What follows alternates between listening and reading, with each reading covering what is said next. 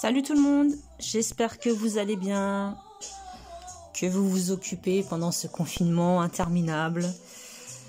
Mais bon, on n'a pas le choix. Alors moi aujourd'hui ça sera pas du crochet, ça sera une vidéo sur des porte-clés avec des chutes de tissu, peu importe quel tissu, que ce soit du jean ou des vieilles chemises. Voilà, vous pouvez faire des jolis porte-clés. Vous allez avoir besoin, donc déjà pour commencer, du tissu. Donc là j'ai choisi des chutes de jean. Voilà, simplement. Des œillets. Si vous avez des œillets, c'est bien pour pouvoir mettre l'attache du porte-clés. D'une pince à œillets et d'une pince pour fermer les œillets. Une paire de ciseaux. Des aiguilles. Et un stylo aussi pour faire le contour du motif. Et un pistolet à colle si vous voulez coller des petits trucs dessus pour décorer. Donc voilà ce qu'on va faire aujourd'hui. J'ai oublié mon fil. Donc voilà. Alors, déjà pour commencer, on va faire le motif sur une première partie du jean, enfin du tissu. Peu importe quel tissu. Donc moi je le plie en deux. Si vous avez des bons ciseaux à couture, à tissu, vous pouvez plier en 4 et là vous aurez 2 pièces directement.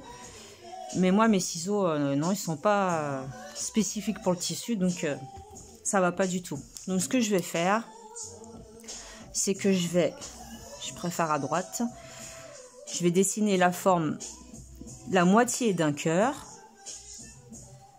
Donc là,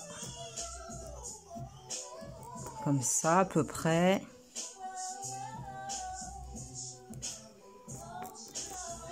Je vais couper cette moitié que je vais reproduire sur un autre morceau de tissu après.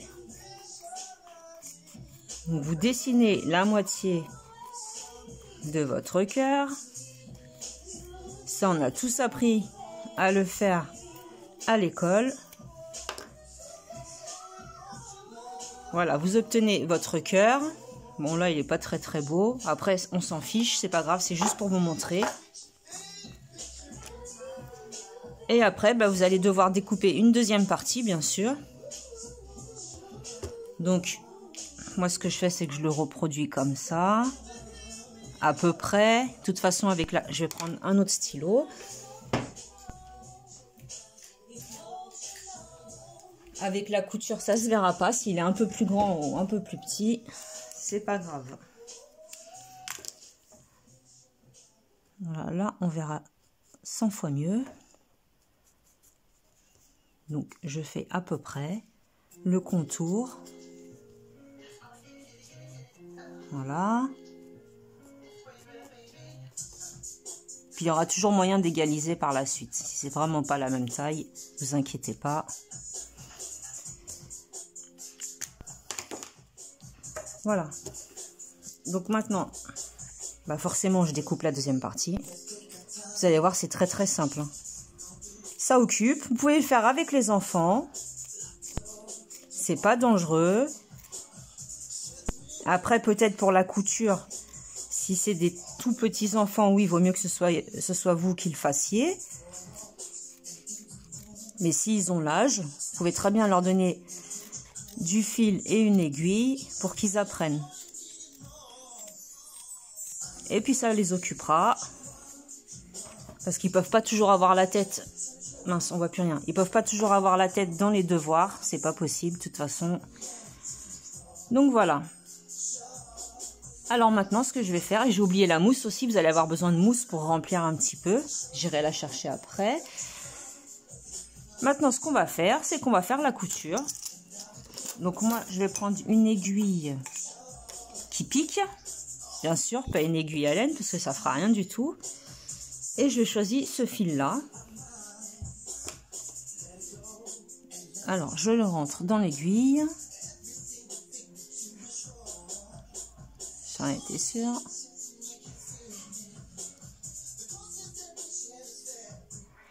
Il va pas vouloir rentrer. Si, c'est bon.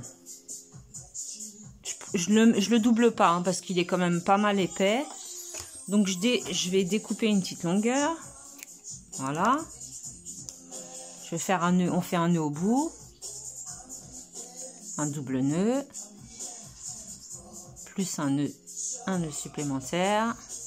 Et j'en rajoute un comme ça, par précaution. Voilà. Alors maintenant, je rentre. Je ne vais pas rentrer dans les deux pièces, je rentre dans une seule. Pour pouvoir cacher mon nœud à l'intérieur, en fait. Ça sera plus joli, ça ne se verra pas. Voilà. Le nœud est à l'intérieur. Et maintenant, alors vous faites votre couture comme vous avez l'habitude de faire. Moi, je fais toujours comme ça. Parce que déjà une en couture, je suis pas top. Et puis, je trouve que c'est plutôt mignon, en fait, comme ça. Voilà. Donc, vous faites la couture jusqu'à arriver à peu près à la deuxième partie. Vous laissez un espace pour pouvoir insérer de la mousse, en fait, tout simplement. Et après, on fermera complètement. Et on décorera et on fera un trou pour pouvoir placer l'œillet. Donc, je vous laisse terminer votre couture et on se retrouve. Voilà, j'ai presque terminé. Je me suis arrêtée là pour pouvoir insérer la mousse. Donc, vous voyez ce que ça donne. On voit même plus qu'ils ne sont pas de la même taille. Avec la couture, je vous dis, ça résout tous les problèmes. Alors, on prend un peu de mousse qu'on insère à l'intérieur. Voilà. On essaye de bien répartir avec les doigts ou avec un stylo. Et on en met un peu moins ici, parce qu'on va devoir faire un trou avec la pince à œillet. Donc ça sert à rien d'en mettre des tonnes. Voilà, une fois que vous avez rempli votre cœur, ou ça peut être un autre motif aussi, hein, c'est pas obligé que ce soit un cœur, hein, ça peut très bien être, je sais pas, un cactus, une fleur. Après c'est vous et vos goûts. Donc, on reprend la couture, on va terminer, on va le fermer.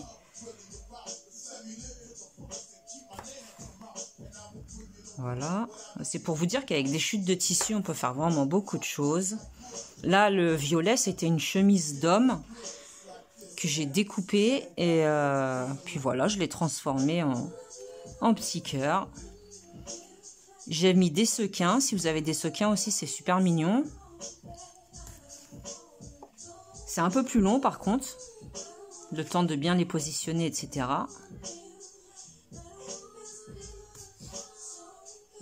Voilà, on arrive presque à la fin.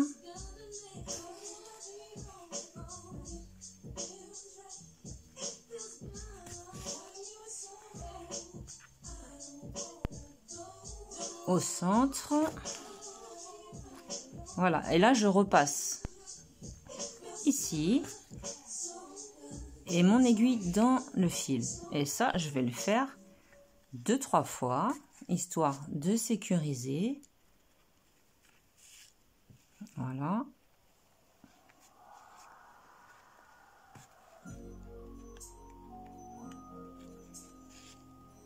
et voilà. Maintenant vous pouvez couper ou pas, hein. Si vous voulez ne pas couper et mettre des perles et mettre un... Si vous n'avez pas d'œillet par exemple, vous pouvez très bien continuer un petit fil, mettre des perles et mettre une attache de porte-clés. Hein. Donc maintenant, on va passer... Alors je ne sais pas quelle couleur je vais prendre. Je vais prendre un violet, je pense.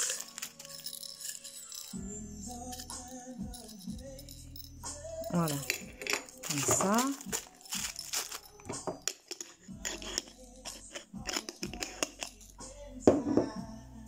Donc je vais faire un trou ici. Alors là, il faut bien appuyer par contre. Normalement, j'ai eu les deux côtés. C'est bon. Ensuite, on insère l'œillet. Voilà. On le fait bien sortir de l'autre côté. Je vous montre. Parce que le jean, c'est quand même épais. Et après, eh ben, on a juste à prendre l'autre pince et refermer l'œillet sur lui-même de façon, voilà, à ce qu'il se bloque. Et ensuite, vous insérez votre petit porte-clés, enfin votre attache de porte-clés. Donc là, je vais lui mettre une petite décoration, comme je vous ai montré tout à l'heure. Un second cœur. Alors, je sais pas trop comment je vais le mettre, comme ça. J'aime pas trop quand c'est droit, moi j'aime bien quand c'est un peu, voilà, comme ça en décalé. Pistolet à colle. On s'embête pas. On met une bonne dose de colle pour que ça tienne, bien sûr. Et voilà, on appuie fortement. Alors là, j'ai pas mis d'attache de porte-clés parce que je n'en ai plus. Il me reste plus que des petites. Je sais pas ce que ça fait là, ça. Voilà, vous avez des jolis porte-clés faciles, fait main, fait maison. Ça passe le temps avec des chutes de tissu, donc on recycle. C'est super, c'est parfait. Si vous avez une question ou quoi que ce soit, comme d'habitude, n'hésitez pas en commentaire sur Instagram. Je vous répondrai le plus vite possible. En attendant, je vous souhaite une bonne journée. Et prenez votre mal en patience. Restez à la maison, ne sortez pas. C'est important pour tout le monde. Pas que pour vous, mais aussi pour les autres. Et deuxième chose, parce que si on tombe tous malades et voire on a des complications, ils pourront pas tous nous sauver, hein, quoi qu'il arrive.